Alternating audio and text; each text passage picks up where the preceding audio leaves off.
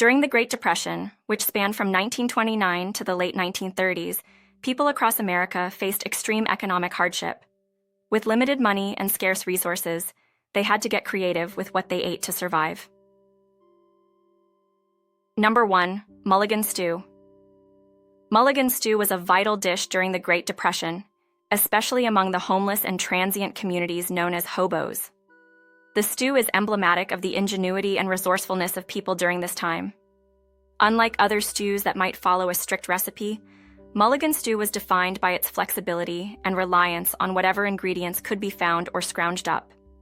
The name itself is thought to have originated from the hobo community, where mulligan became a colloquial term for a communal stew made from contributions by everyone in a camp. The ingredients in mulligan stew varied widely depending on what was available.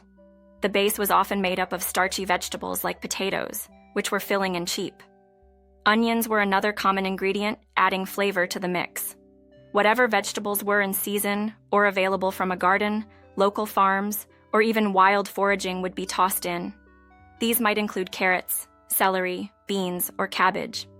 In terms of protein, meat was scarce and expensive, so it was used sparingly, if at all. Sometimes, a small amount of meat, such as a bit of bacon, a scrap of pork, or some leftover beef, might be added to provide flavor. In many cases, though, mulligan stew was entirely meatless, relying on the vegetables and perhaps a broth made from bones or scraps to create a hearty dish. What made mulligan stew unique was its communal nature. Often, groups of people would contribute whatever they had to the pot, making it a shared meal that could feed many. This practice was particularly common in hobo camps, where the stew was cooked over an open fire in large quantities. Everyone would bring something to the pot, whether it was a vegetable, a bit of seasoning, or even just some water to stretch the broth. The cooking method was straightforward, but effective. Everything was thrown into a large pot and left to simmer over a fire for several hours. This slow cooking allowed the flavors to meld together, turning a collection of random ingredients into a cohesive and satisfying meal. The longer it cooked, the better it tasted, which was ideal for situations where the stew needed to feed many people over a longer period. Mulligan stew wasn't just a meal. It was a symbol of survival, cooperation, and making the best of a bad situation. It demonstrated the resilience and resourcefulness of people during the Great Depression, as they learned to adapt to their harsh circumstances by creating something nourishing out of almost nothing. The tradition of mulligan stew has persisted as a reminder of those hard times and continues to be a part of American culinary folklore, representing the enduring spirit of making do with what you have. Number 2. Cornbread and biscuits. Cornbread and biscuits were not just common foods during the Great Depression. They were essential staples that helped sustain families through years of economic hardship. Cornbread in particular was a lifeline for many because it was incredibly cheap to make, requiring only basic ingredients like cornmeal, water, and salt. Cornmeal was widely available and inexpensive, making cornbread a go-to for families who needed a filling and satisfying food. It was also versatile. People would sometimes add whatever they had on hand to the mix, such as bacon fat, eggs, or even leftover vegetables, to make it more nourishing. Cornbread was often baked in cast-iron skillets, which were durable and could be used over an open flame, a common cooking method during the Depression. The resulting bread was hearty and filling, able to accompany stews, beans, or simply be eaten on its own. In many southern states, cornbread was an everyday food, reflecting regional preferences and agricultural practices where corn was a dominant crop. Biscuits, on the other hand, became a popular alternative to bread, particularly when yeast was in short supply. Biscuits made from bisquick, a pre-mixed baking product introduced in 1931, became a household favorite because it simplified the baking process. The mix required only the addition of water or milk, making it convenient and cost-effective. Bisquick biscuits were quick to prepare, which was crucial for families that didn't have the time or resources to make more complex bread recipes. These biscuits were often served with whatever was available, from gravy made with flour and drippings to simple spreads like butter or jam if they could be afforded. Biscuits were not just breakfast items, but were used throughout the day, as they could be easily reheated or eaten cold. Cornbread and biscuits weren't just sustenance, they were symbols of survival, reflecting the resourcefulness and adaptability required during the Great Depression. Families learned to do more with less, and these simple filling foods helped them get through one of the toughest times in modern history. Number 3, Hoover stew. Hoover stew became one of the most emblematic dishes of the Great Depression, named somewhat ironically after President Herbert Hoover, who was often blamed for the economic hardships of the era. This dish was particularly popular in soup kitchens, which served millions of Americans who were struggling to feed their families. Its appeal lay in its simplicity, and the fact that it could be made using very basic, inexpensive ingredients that were often provided by government relief programs or available at minimal cost. The base of Hoover stew was cooked macaroni, an affordable and filling pasta that could be bought in bulk.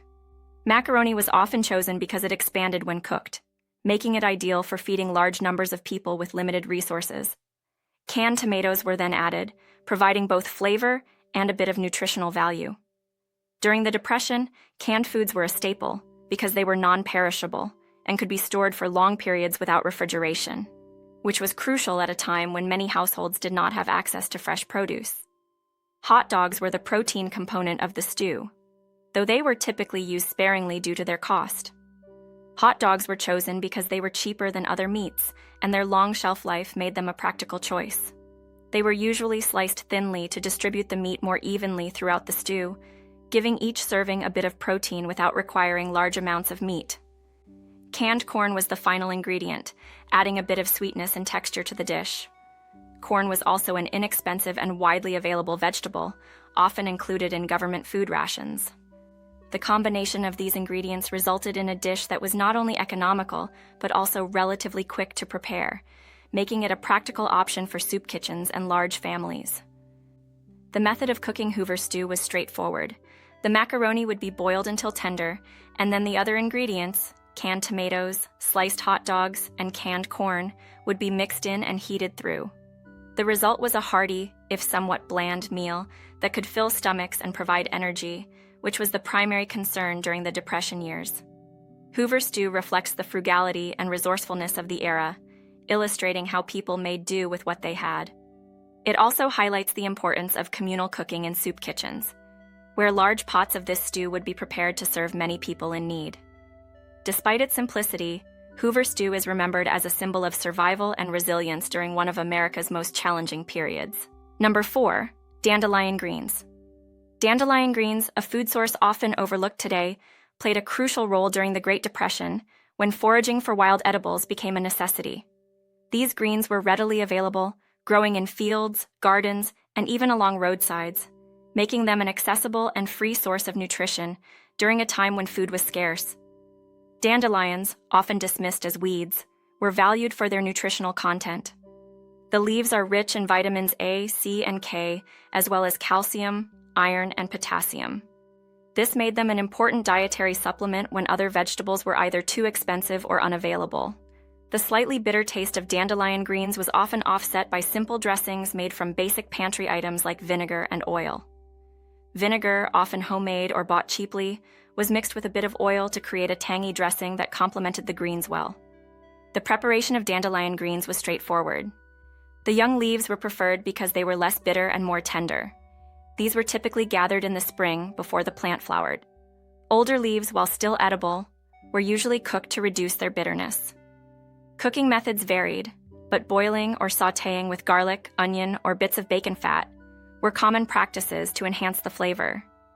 In some cases, dandelion greens were added to stews and soups, further extending their use in Depression-era cooking. Dandelion greens were also valued for their medicinal properties. They were believed to have diuretic effects and were used to support liver health, making them not only a food source but also a form of natural medicine during a time when access to healthcare was limited. Number 5, creamed chipped beef on toast. Creamed chipped beef on toast, often referred to by its military nickname SOS, which humorously stood for same old stuff, was a staple dish during the Great Depression and World War II. This dish was particularly popular among servicemen and later became a household favorite due to its simplicity, affordability, and filling nature.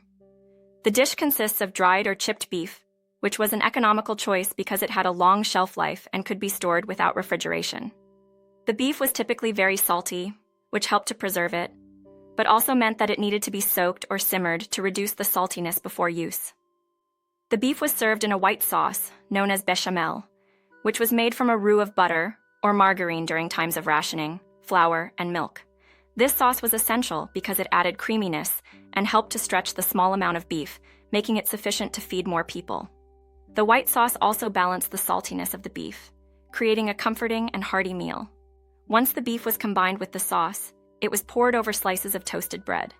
The toast provided a crunchy contrast to the creamy sauce, making the dish more satisfying. Toast was a logical choice during the Depression because bread was relatively inexpensive and could be made at home from basic ingredients. The dish was quick to prepare, making it a practical meal for families on tight budgets and limited time. It could be made in large quantities, which was ideal for feeding multiple people, whether in military mess halls or at home. Despite its humble origins, cream chipped beef on toast remained a beloved comfort food for many, particularly those who grew up during or shortly after the Depression. This dish not only served as sustenance during hard times, but also became a symbol of resilience, illustrating how simple ingredients could be transformed into a meal that provided both physical and emotional comfort. Number 6. Potato dishes. Potato dishes were a cornerstone of Depression-era meals due to the affordability, availability, and versatility of potatoes. These starchy vegetables were a staple because they could be used in numerous ways to create filling, nutritious, and satisfying meals with minimal additional ingredients. One of the most common dishes was potato pancakes, also known as latkes. These were made by grating raw potatoes and mixing them with a bit of flour, egg, and sometimes onion to add flavor. The mixture was then fried in a pan until crispy on the outside and soft on the inside. Potato pancakes were especially popular because they could be made quickly and required only a few ingredients, making them ideal for families with limited resources. Mashed potatoes were another frequent dish, valued for their simplicity and comfort. Potatoes would be boiled until soft and then mashed with a small amount of butter or margarine, milk, or even just water if dairy was unavailable. The result was a creamy, filling dish that could be served on its own or as a side to other meals. Leftover mashed potatoes were often repurposed into potato cakes, where the cold mash was formed into patties and fried, further extending the meal. Potato soup was a hearty and economical dish that could feed many. The basic recipe involved boiling potatoes with onions and sometimes celery or other available vegetables in water or broth. The soup could be left chunky or blended to a smooth consistency, depending on preference and available tools. If milk or cream was available, it could be added to make a richer, creamier soup. But even without it, potato soup remained a warming and filling option. In addition to these dishes, potatoes were also used in more innovative ways during the Depression. For example, they could be baked and topped with whatever was on hand, perhaps just salt and butter, or for a more substantial meal, baked beans or leftover gravy. Scalloped potatoes, thinly sliced and baked in layers with milk or cream and sometimes cheese, were another way to turn a simple potato into a more elaborate dish, especially for special occasions. The reliance on potatoes during the Great Depression highlights their role as a versatile and sustaining food source that could be adapted to various culinary needs. Whether boiled, baked, mashed, or fried, potatoes provided the calories and comfort needed during one of America's most challenging economic times.